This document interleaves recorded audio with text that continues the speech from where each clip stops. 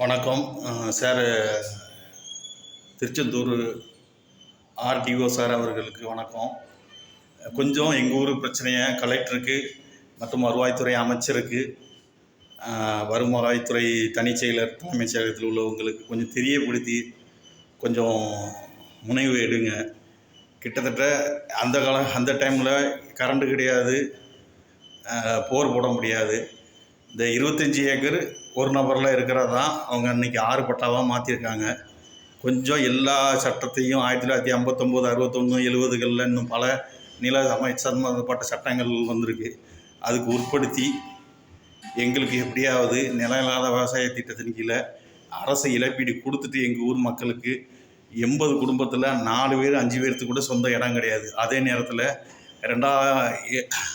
Survey number 675 குளத்துப்பத்தில் உள்ள 160 ஏக்கருக்கு மேலே கஷ்டப்பட்டு அன்னைக்கு வெறும் நெல்லுக்கும் கம்பங்களுக்கும் தினக்கூலியாக எங்கள் மக்கள் 20 குடும்பம் 25 குடும்பம் உருவாக்குனது.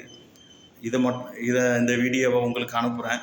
ப்ளீஸ் வருவாய்த்துறை அமைச்சர் செங்கோட்டையன் அவர்கள் மற்றும் தனிச் செயலர் அவர்களுடைய உதவியாளர்களுக்கெல்லாம் இந்த புகார் குறித்து எடுத்து மாவட்ட ஆட்சியருக்கும் தெரியப்படுத்தி கொஞ்சம் முயற்சி பண்ணுங்க. எப்படியாவது இழப்பீடு கொடுத்துட்டு எடுத்து வந்தால் போதும், மற்றபடி ஒன்றும் கிடையாது. அவங்ககிட்ட இருந்து பிடுங்க வேண்டாம். இதுக்கிடையில் 2 வருஷத்துக்கு முன்னாடி அவங்க வாங்கியிருக்க இடம் இன்னும் வர அவங்க பேரில் ஆகலை. அப்போ தாய் பத்திரம் இல்லை அப்படிங்கிறது தெரியுது.